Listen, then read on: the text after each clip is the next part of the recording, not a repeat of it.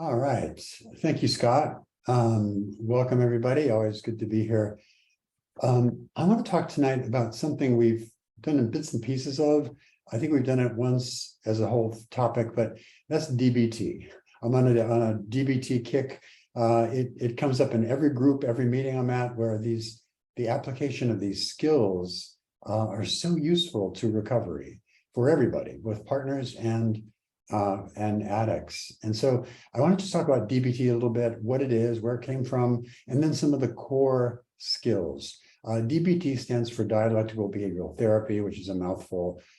It was actually created by a woman named Marshall Linehan, who really started working with personality disorders, very difficult issues to work with clinically. And she found that DBT, because it's so concrete and focused on skills, was really, really useful. That was in the 70s. Since then, it's expanded to ADHD, binge eating disorder, bipolar disorder, and more recently, addictive disorders. We know that this is so important to just give a whole skill set. So what DBT is just this grouping of skills. They're clustered. I'll talk about the major themes tonight. There's a lot of little acronyms. So there's tools you can remember, things that, the first letter of each word that's helpful, for example, in active listening. So it's a great way to kind of learn and practice skills that are so practical in terms of healing relationships, staying present, understanding feelings, and so on. So I think it's just, we can never really talk about it enough, but it's just come up in every group for like the last week. I thought I'd just do a whole comprehensive thing. So there's 4 core components that I think are useful to talk about with DBT. One is core mindfulness, and we've talked about mindfulness a lot here. Mindfulness is really just being aware of what's happening inside your body, being aware of happening outside your body, and noticing it, being curious about it, but all of this observation without judging it. So we don't say, gee, that's stupid, or why am I doing that? Or I thought I dealt with that years ago, or whatever kind of critical stuff we say to ourselves. We just put that on hold. And so we want to really kind of live in the moment. And I was talking to the addict guys in Seek Integrity today about how we get pulled into the future and the past so frequently. We very often are not grounded here in the present. So mindfulness is just a way to not judge, but just to notice what's happening in our bodies and so on. This is incredibly important because as we are in recovery, we have to learn how to manage cues, triggers. We have to learn how to manage feelings. And all these things are relatively new experiences without the benefit of some mood-altering chemical or behavior on board. So this can be really kind of new skills, but it really helps us slow down. Mindfulness is a way of just noticing and staying in the present tense. And really, it just can really slow down and deal with stuff when we're in the midst of a lot of emotional pain, which we often are in. It helps us stay calm. It helps us avoid those automatic negative thought patterns. This is one thing that's so challenging in recovery, is that our thoughts and our negative thoughts, our judgments, our reactions are so automatic. They pop in before we have a chance to do anything. So we can find ourselves in an argument or in a fight with our partner before we even want to, right? It just kind of happens. It unfolds so quickly. So mindfulness kind of just makes us aware of step by step these processes, and it gives us the opportunity to do something different at those little junctures in the road where we can go one way or the other, where those automatic thoughts would normally lead us full speed down one way. We now have a choice to react in a different way, to respond. I like to make the difference between reacting and responding. Reacting is like this automatic thing. Responding is more thoughtful to me. And responding is a way to kind of judge and do something that's not only effectively communicate what I'm thinking, but it also takes into consideration who I'm speaking to and respect for them. So that's core mindfulness. That's one. A second really, really important one is what's called distress tolerance.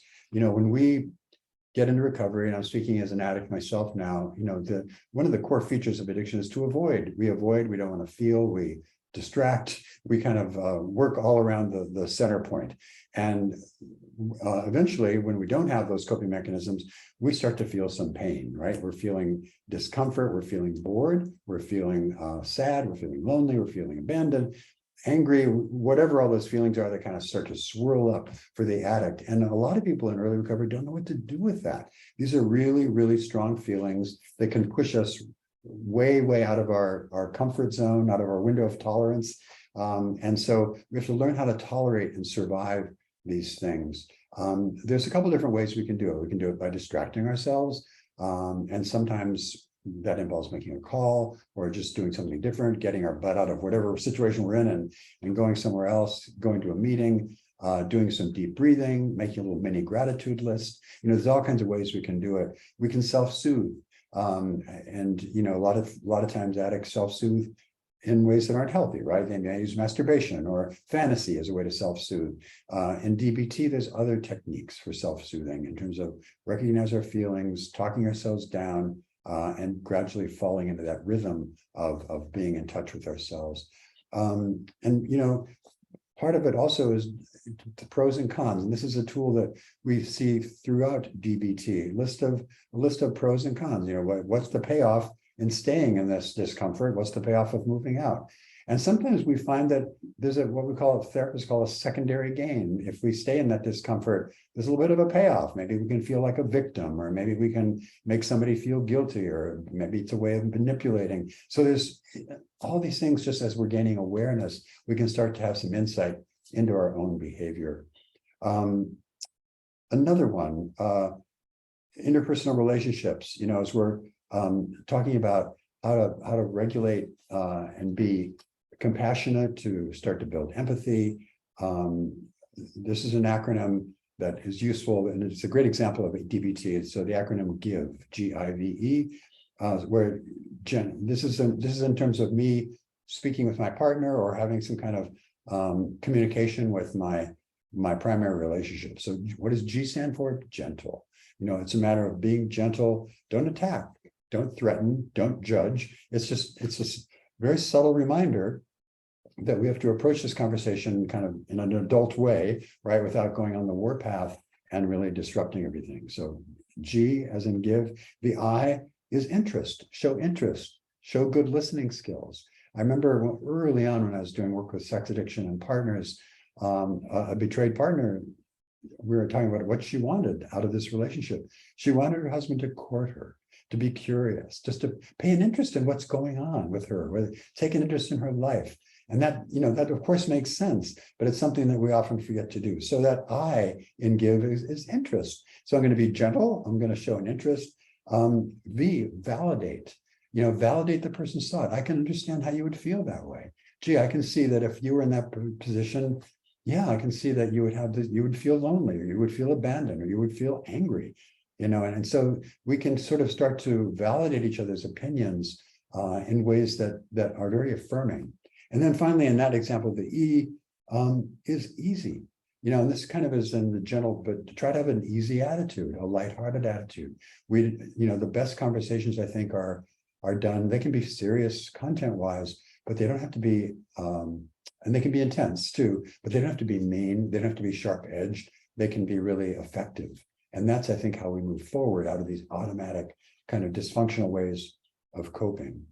So I'm hoping you start to see the benefit of some of these DBT tools and toolkits.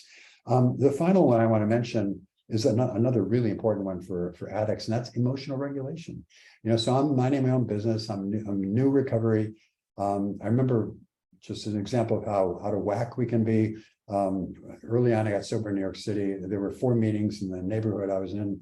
I couldn't decide which one to go to. And just that like flooded my capacity to figure out what should I do. And I remember I was, a grown man. I was literally crying on the street, trying to figure out of frustration, like, what do I do?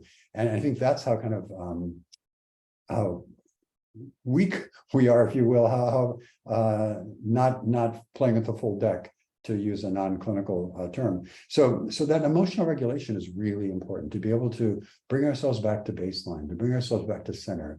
If I get a weird, text from an old affair partner or a using buddy or a dealer, instead of like reacting to that, I can like bring myself back to center, right? Without going off the deep end. And that may involve asking for help with other people. It may involve doing some deep breathing myself, or doing some meditation, or centering myself, or going through grounding exercises, all of which we've done in different webinars as part of this series.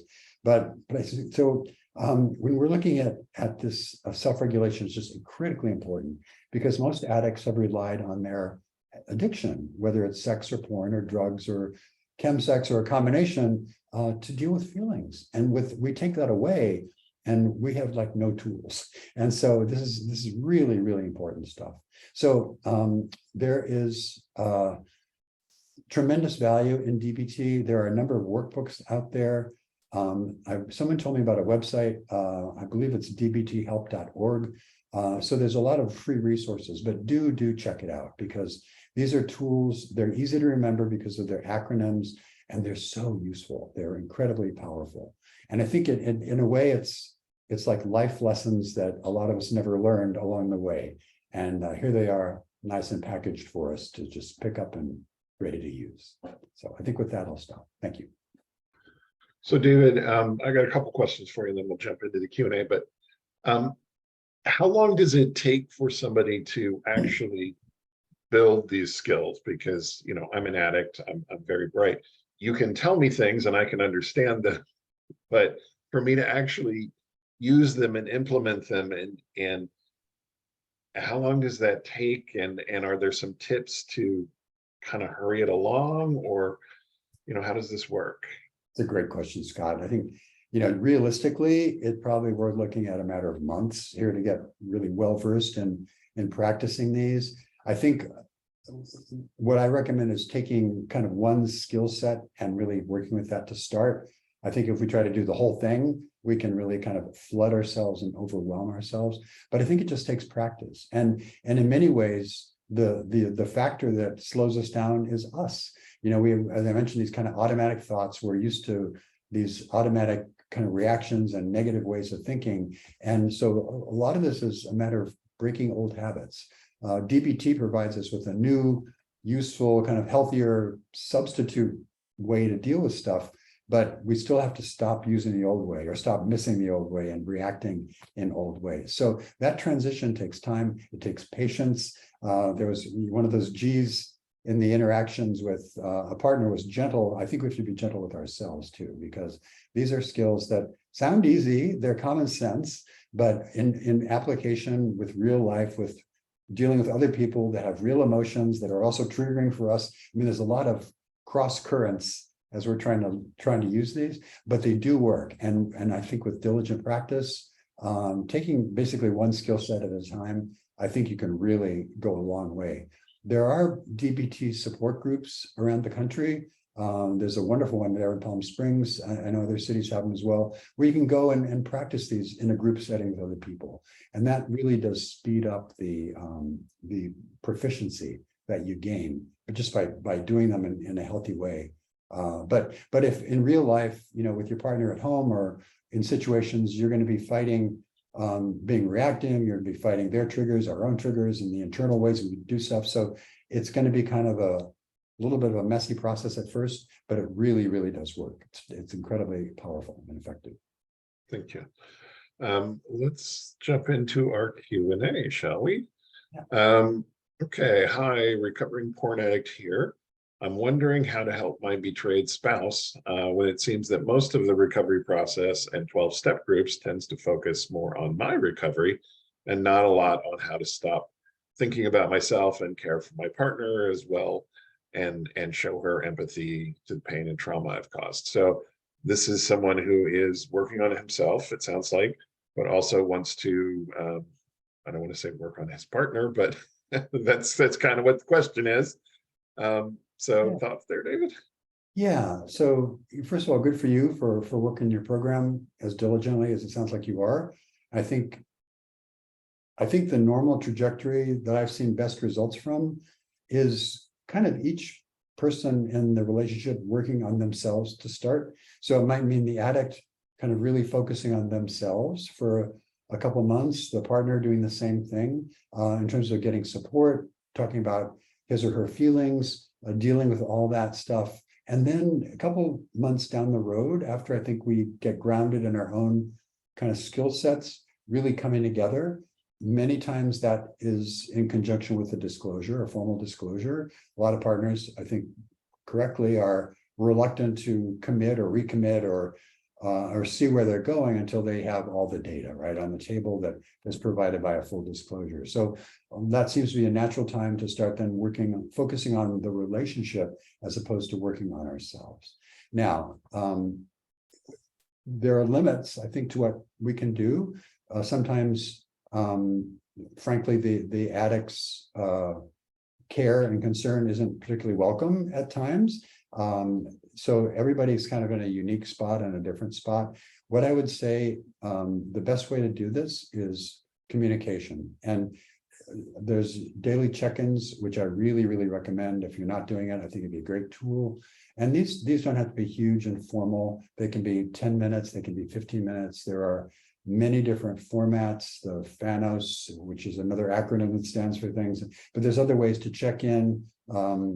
At the house at Seeking Integrity, we do a 10-step group, which follows the last 3 steps of the 12 steps, which are kind of evaluating how I did today and what I could do different and so on. So there's different ways of doing it. But if you guys have a daily way of communicating, using some of these DBT skills, actually, I think it could really be beneficial. And what that it does a couple things. And I think the most powerful thing you can do for your partner, I think, is work your program. And by that, I mean, when we check in, when we're triggered, I'm speaking as an addict, when I'm triggered, when I am struggling with something, if I can be honest with my partner and talk about what I've done, what happened, and how I've dealt with it in a recovery-based sort of way, I think that is a window into my inner workings and how I'm working my recovery. And I think that witnessing that process is really the most reassuring thing we can do for our partner. Because frankly, as we all know, words don't count, right? Words are cheap. How many times have people said, I'm sorry?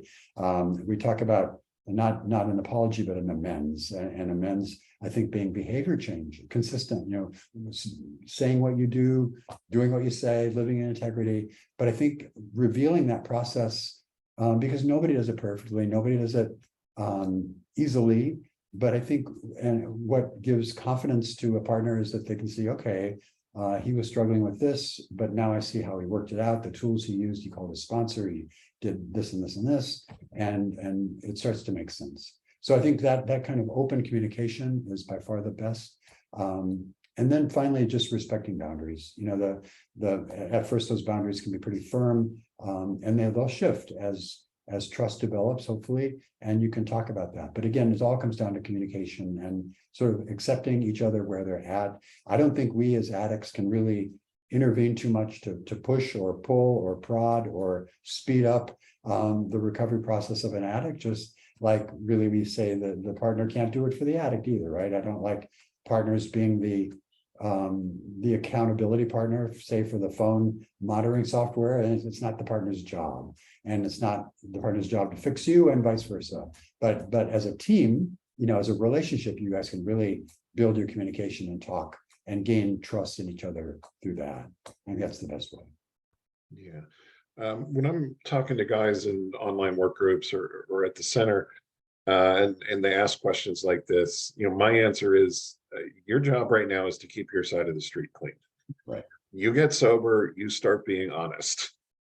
Let's start with that. When you get that under control, let's talk about things like empathy. And the nature of addiction is, I don't want to feel. So I turn to a substance or a behavior to escape my emotional discomfort. And I did that for 25 years solid. When I stopped acting out and stopped using, I had no idea what I was feeling. And that is very normal for an addict in early recovery. I couldn't identify my own feelings. So you've asked about empathy here. How the hell can I identify someone else's feelings and feel them with them? I don't even know what I'm feeling. It is a process, and a lot of guys try to jump the gun, and they manipulate, or they try to manipulate their partner's feelings. And that does not go well. Partners can smell manipulation a mile away. Don't try it. When you're ready for empathy, you'll be able to express empathy. And when you're learning how to express empathy, you'll be genuinely trying to express empathy, probably not very well, but Very awkwardly at first. it'll Yeah. be really awkward. Yeah. But your partner will hopefully appreciate the effort. But at this stage, when addicts should really be working on recovery and telling the truth, efforts to, make things better for the partner are really efforts to manipulate the partner. So the partner will stop yelling at me. So, it's just, no, you may not be ready for this. And David touched it, there's an order we do things. And yeah, the order is get sober first. Then let's talk about the relationship stuff. And if I could do a shameless self-plug here, Scott, just because it's relevant, I created and teach a work group at Seeking Integrity on intimacy skills for men in recovery, and level 2 is healthy sexuality for men in recovery, because we have found that those two things are sorely lacking for guys as they sort of make their way in recovery. So the next one will start I believe in February. So those are as a work group, I highly recommend them. They're just this kind of stuff that we're talking about. Yeah, and another shameless self-plug. Normally we want addicts to do either our sex addiction or our porn addiction work group series first to get sober and to start, and then go into these higher level groups like David's, where you work on things like, the deeper issues like intimacy, or, we have groups with Eddie Caparucci and Troy Love looking at underlying issues, things like that. But first things first, get sober first, then let's work on these deeper issues. But yeah, if you want to make things right with your partner, you want to learn how to develop intimacy, go to David's group, definitely. Okay. Next one here. My sex addict, porn addict husband is continuing to guilt trip me. Recently, I discovered communication between him and his sister. It wouldn't be a big deal had he not in the past been calling and texting my sister, my cousin's wife and daughters, and also watching incest porn. He tells me about conversations with males in the family, but not the females. When I ask about it, he gets defensive, accuses me of being controlling, says I'm 47 years old and I don't have to live like this. Every time he's caught in a lie or keeping secrets, it's the same kind of defensive reaction from him. It has been 6 years since discovery and no recovery work on his part, other than saying he will never do it again. Thoughts, David? Yeah, so we see this scenario sometimes. Anytime we see blaming, secrecy, defensiveness, those are all big red flags that are coming up. And I'm not surprised that your last sentence there says he's not really done much recovery work in all that time. 6 years is an impressive amount of time, but if there's no work in the meantime, that's not so much, right? And I think this is the product of that. People don't take responsibility for their side of the street, if you will. They don't have good boundaries. There's secrets. All these things are, I guess, if not an outright relapse, they're really close and on the path.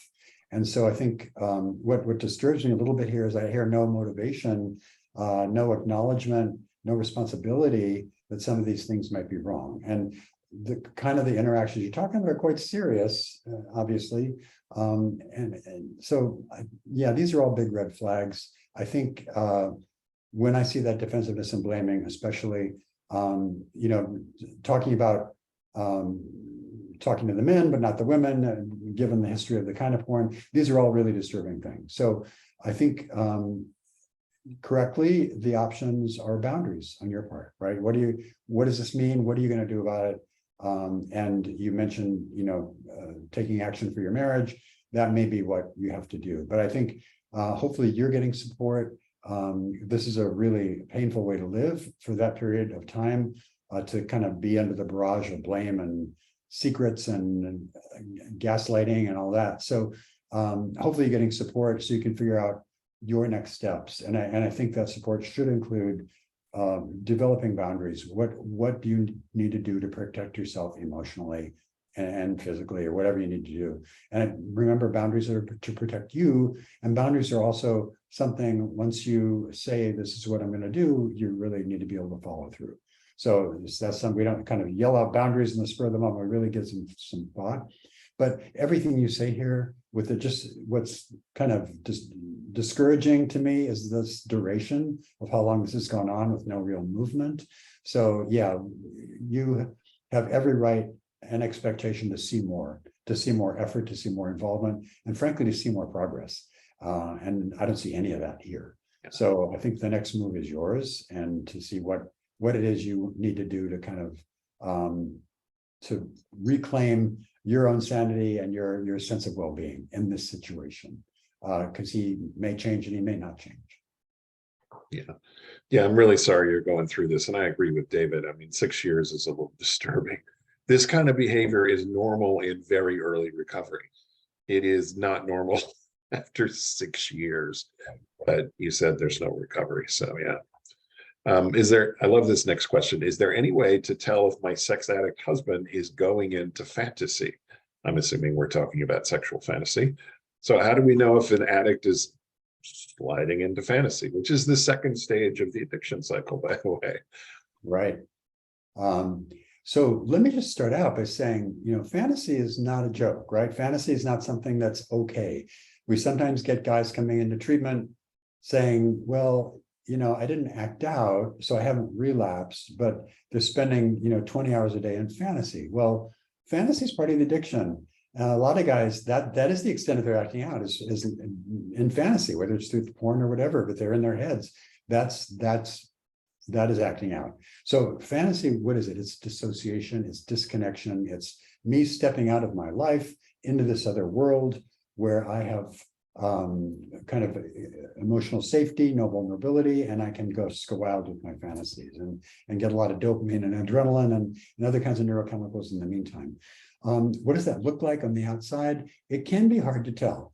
I think with some practice, you can sort of tell if somebody's disconnected or not. In conversation, I've heard many partners talk about how frustrating it is to be talking to their husband or their partner and having that person's eyes be wandering around back here and back there, and they're obviously not connected in a way that somebody in fantasy is also not connected. It may not be that obvious, but I think people basically look like they're daydreaming. People look like they're a little disconnected. They may not have heard what you just said, that kind of thing. So I think with practice, you can sort of detect it fairly quickly. Frankly, sometimes we have to teach the addict how to detect it too, because dropping into fantasy becomes automatic. It's not something an addict says, gee, I'm going to just step into fantasy right now. It's like they can sort of get there in the blink of an eye. And so sometimes people find themselves in fantasy and then have to become aware of it and find them, get out of it, right? We have to interrupt that process. So I would just, you know your husband probably better than anybody. Just really observe. I think if they look like they're daydreaming, if they're disconnected, if they're not paying attention, sometimes the body language even changes a little bit. You can kind of tell. And I think for me, more than the physical outward signs, it's just kind of an impression. It's the energy, it's the feeling of somebody. There's just not, you can feel that they're not quite there. And yeah, Scott, do you have any tips on sort of identifying it? I think you covered it, but a lot of times with betrayed partners, the best advice I can give is trust your gut. If you're sitting there feeling uncomfortable because he seems disconnected, trust your gut. Yeah, I mean, poke him and say, what's going through your head? Are you in sexual fantasy right now? Because you're sure as bleep not listening to me or paying any attention, or whatever.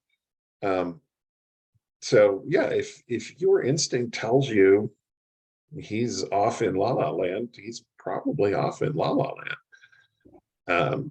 I mean, and like David said, fantasy is no joke. This is a significant part of the addiction cycle. I mean, we get triggered and then we sort of unconsciously, subconsciously, without thinking, whatever words you want to use there, slide into sexual fantasy. It's our coping mechanism. So I'm feeling lonely or bored.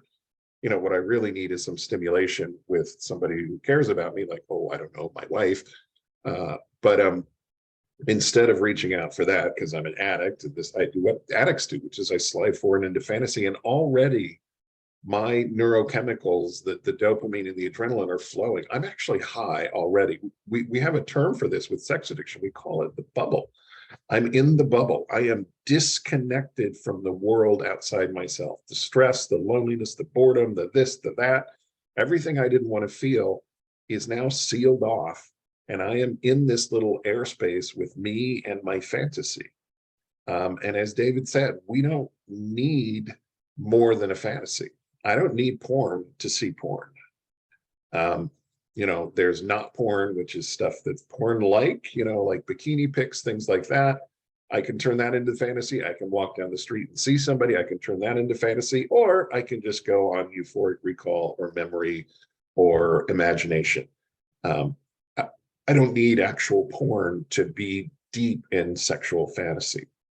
And that bubble, this distracted state, sex addicts can stay in this state for hours, sometimes even days. And sex addicts will put off masturbation because when we have an orgasm, it pops the bubble and then we're thrown back into the real world.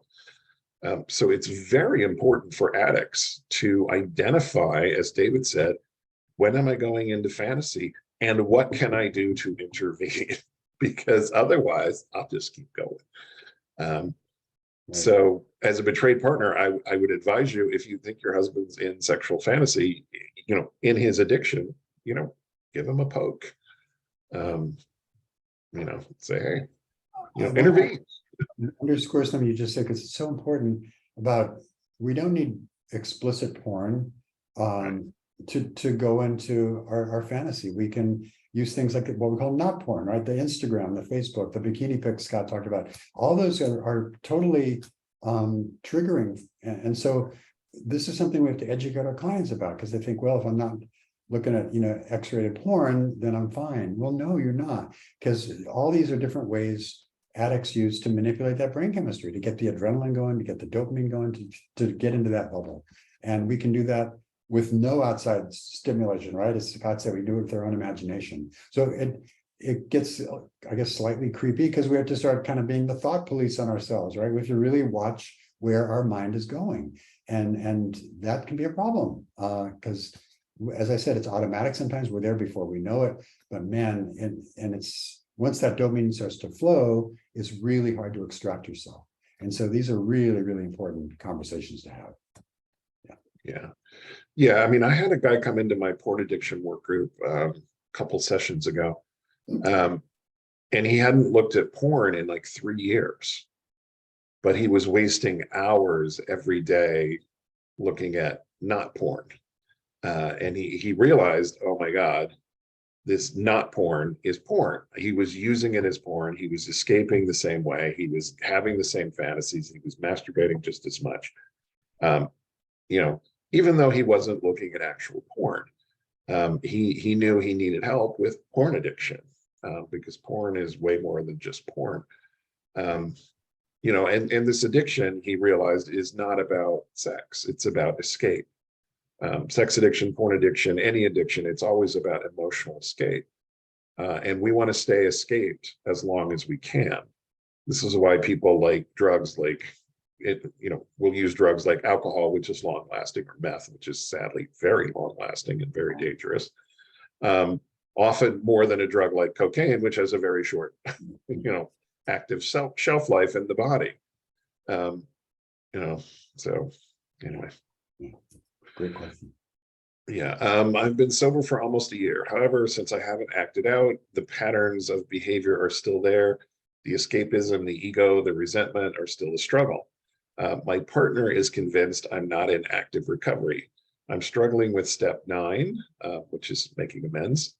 It has taken some time for me to work the steps through procrastination and fear.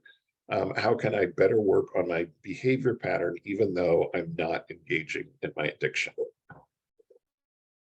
It's a really great question. I think it's not a rare scenario. I think sometimes people get caught up doing certain basic things like not acting out, but then can't seem to break through on some of these more I guess, subtle secondary behaviors that feed the addiction itself. I guess a couple things. One, you mentioned working the steps, being at step 9. I really would look at how you're involved in the program. Are you getting people that are giving you feedback? Do you have a sponsor? Do you have accountability people?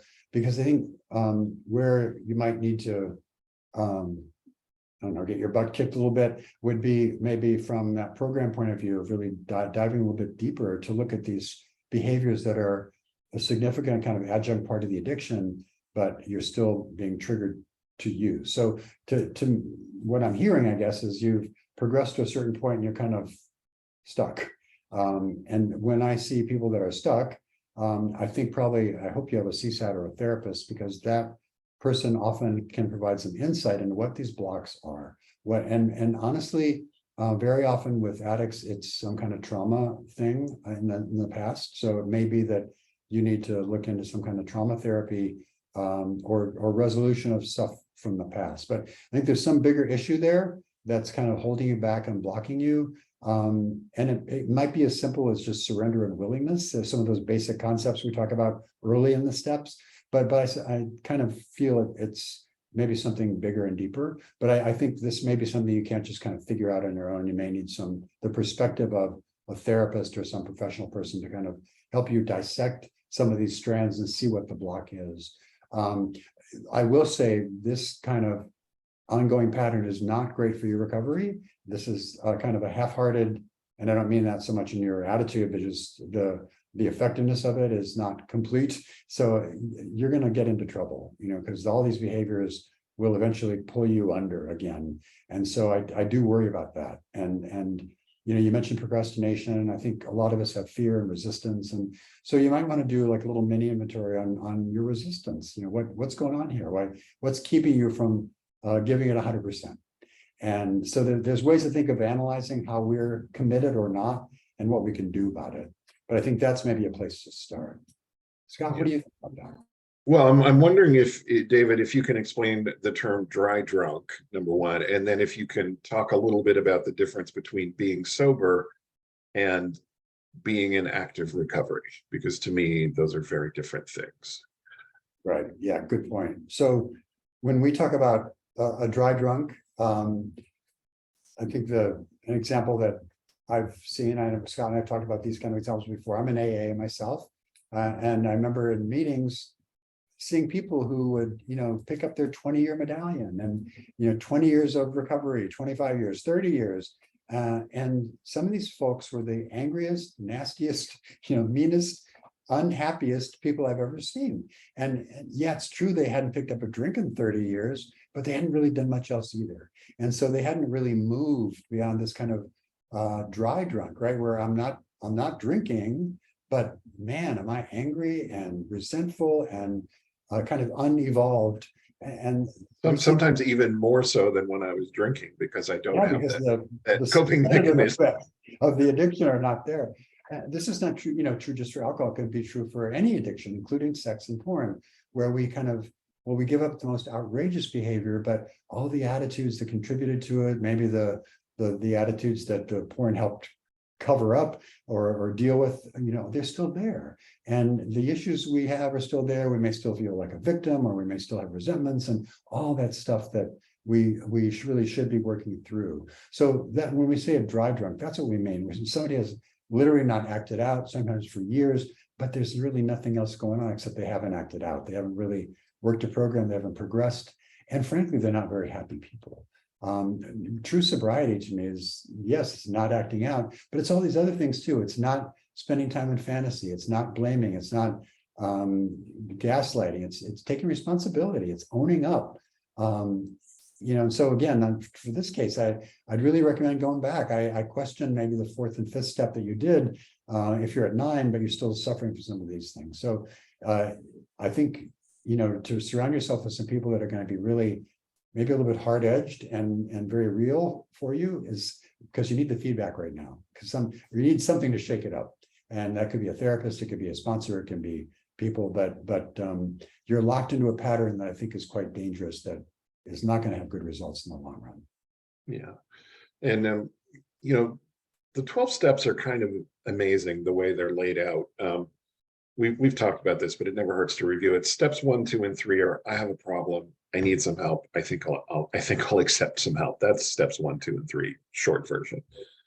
Step 4 is I take a searching and fearless moral inventory. I take a really good hard look at my life and my role in it. Step 5 is I share that usually with my sponsor, maybe my therapist, and my higher power. Steps 6 and 7, I identify my character defects and I start working on those. The character defects are identified in kind of step 4 and 5. Usually the people who I share my step 4 with will say, you're a narcissist and you're this and you need to work on this and you tell a lot of lies. And it's like, okay, I got a big old list to work on. So we do that and it's ongoing. That for me, steps 6 and 7 are lifelong. There's always something I'm working on. Steps 8 and 9 are where we sort of get right with the world. Step 8, we get ready to make amends, and step 9 is when we actually make the amends, at least whenever possible. And as David mentioned earlier today, there's more to an amends than saying, gosh, I'm really sorry. Gosh, I'm really sorry. Here's what I did. Here's how I think I hurt you. Here's how I'm going to make it up to you. And here's how I'm going to behave differently in the future. That's an amends, or at least the beginning of amends, because then I have to follow up. That's the amends. Right. The amends is following up with behavior change. And then steps 10, 11, and 12. 10 is like a mini step 4 through 9. And the 11 is developing my higher power contact. And 12 is giving this program away to others. So they're kind of maintenance steps. But 4 through 9 is when we get right with ourselves and the world. And it's a beautiful design for living. I was not right with myself or the world before I worked the steps. After getting through step 9, I was reasonably right with the world. I had to go back and do it again, as most people do. But it's not just the steps, David, that help us get right with the world. What other things can a recovering addict do, or should a recovering addict do, to make this second level of progress beyond just quitting the behavior? I mean, do we need therapy? Do we need group therapy? Do we need?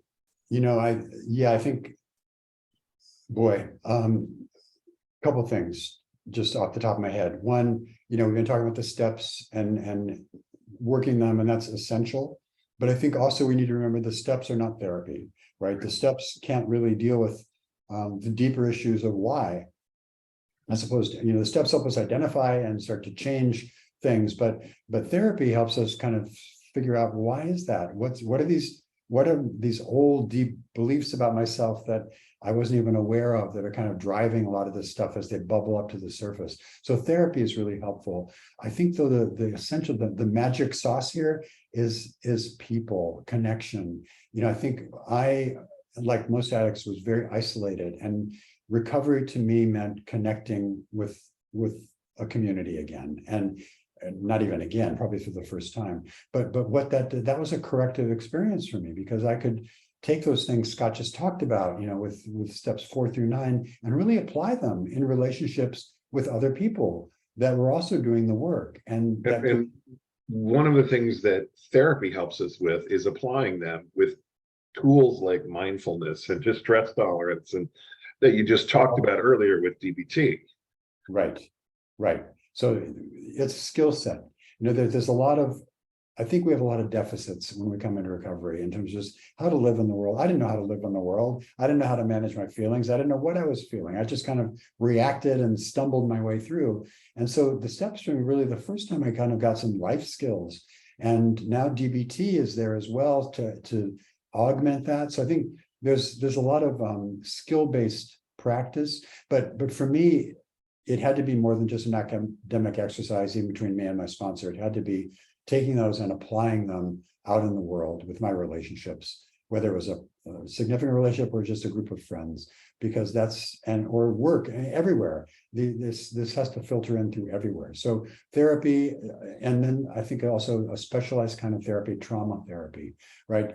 Because I do believe that every addict has some kind of traumatic background, And the scientist in me says I shouldn't say every addict, I should say almost every addict, but it's everyone I've ever met has. What does that mean? It means that we have some issues that kind of threw us off course early on, that skewed how we think about ourselves, our core beliefs. The classic ones for a sex addict, or I'm unworthy, nobody meet my needs. There's a lot of shame involved. All this stuff has to be unpacked and changed. And so I think that there's some hard work. I kind of joke sometimes that, the steps, especially the first step, that's just the beginning. A lot of people think that's the big achievement, putting down our acting out behaviors, but that's just the beginning of this work, because then we have to really kind of recreate ourselves as human beings in a way that that we weren't before. And that sounds kind of grandiose, I guess, but it really is true. We need to kind of do I am totally not the person I was before. I can say that for Scott too, I'm sure. We have practiced and learned, sometimes imperfectly, but we do it. We keep moving forward and start to live in the world in a more effective way. And by the way, one other thing to me that's been important, and a lot of people I know it's been important, is to move out of myself. Addicts are about as self-centered as we can be. And it's all about us in one way or the other. And part of the steps, including the 10, 11, and especially 12, are really about moving out into the world, bringing this message out, being of service. And I think there's that final thing that makes us a dose of humility, and service is a really important finishing touch on this, because it makes us really productive members of our community. And that also, I think, is something we couldn't probably say about ourselves before. So yeah, a lot of work to be done. Yeah. Okay, next one here.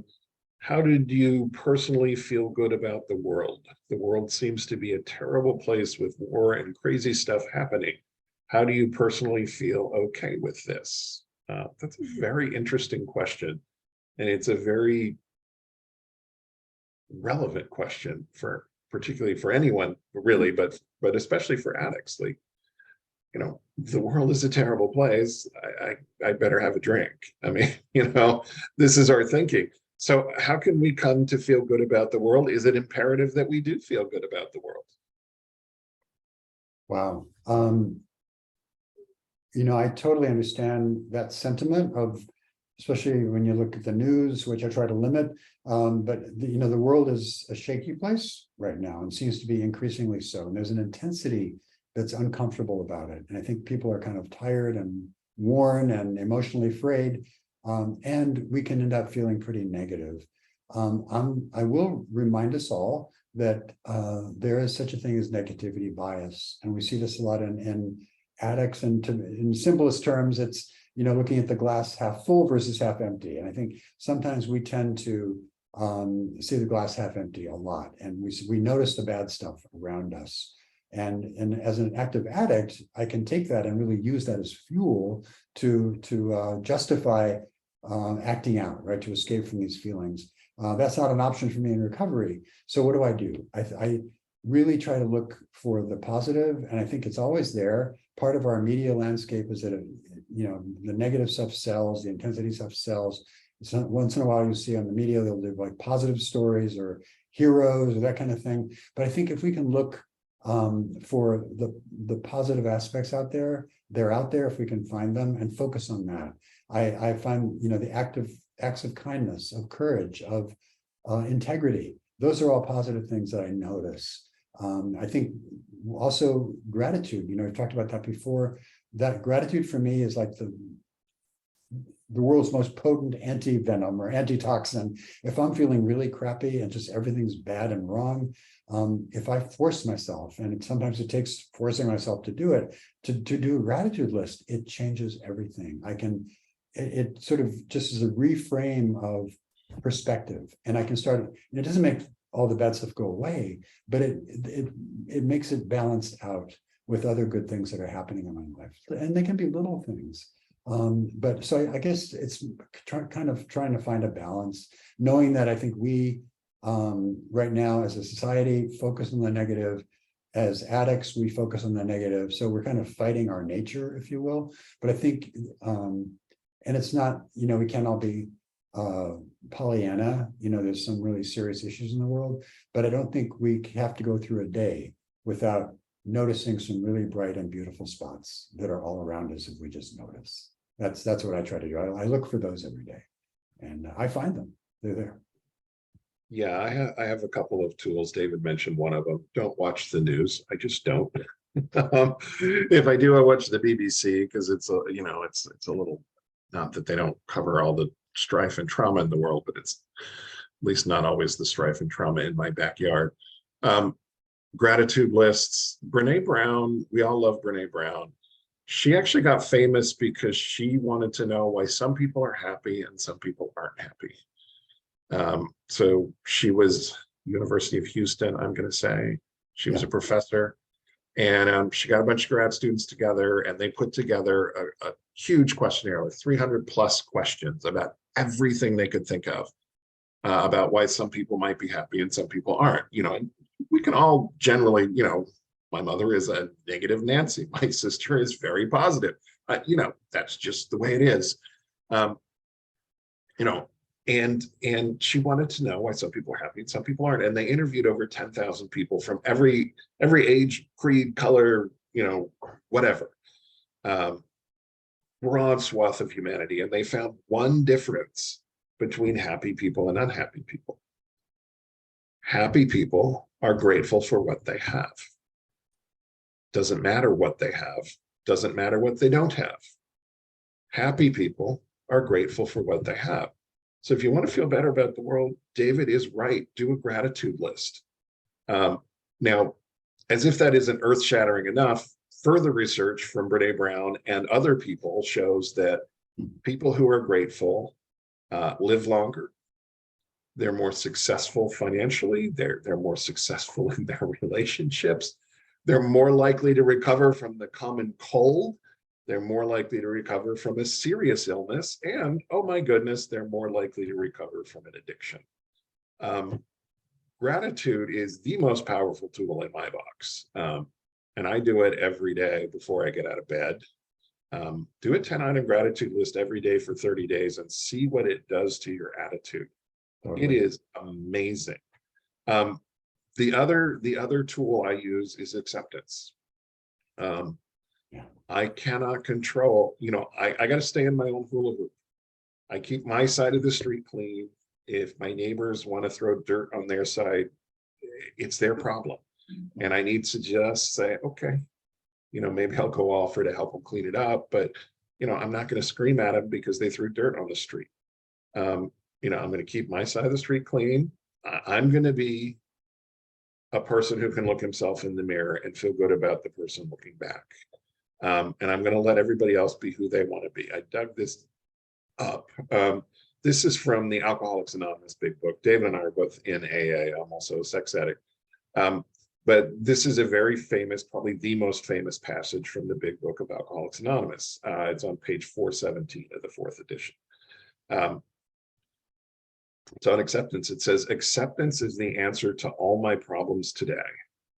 When I am disturbed, it is because I find some person, place, thing, or situation, some fact of my life unacceptable to me, and I can find no serenity until I accept that person, place, thing, or situation as being exactly the way it is supposed to be at this moment. Nothing, absolutely nothing, happens in God's world by mistake. Until I could accept my alcoholism or my addiction or my partner's addiction, whatever, I could not stay sober. Unless I accept life completely on life's terms, I cannot be happy. I need to concentrate not so much on what needs to be changed in the world as on what needs to be changed in me and my attitudes. And I love that last sentence. I need to concentrate not so much on what needs to be changed in the world as on what needs to be changed in me and my attitudes. It reminds me of Abraham Lincoln, who said, most people are about as happy as they decide to be. And he's right. If I wake up and say I'm going to be happy today, I usually have a really good day, no matter what happens in the world. And it sounds Pollyanna, but it really isn't. I don't think. Thoughts, David? No, I totally agree. And I think it becomes kind of a way of life and an approach to the world. And in my mind, I think we have, we can have a negative viewpoint or a positive one, and it all comes down to what is. And that's actually, to kind of bring it back to the DBT stuff, right? Mindfulness is all about what is, noticing what is, and just accepting it for what it is. And I think if we can do that for our life circumstances as well, that's huge. Not that we don't want to work to change and improve and all that, but I think part of our struggle is fighting up against stuff that's immutable or unchangeable, and that's a great way to get frustrated and feel like a victim and give up, right? Lead back to the addiction. So I think these are attitudes that really they're not hard.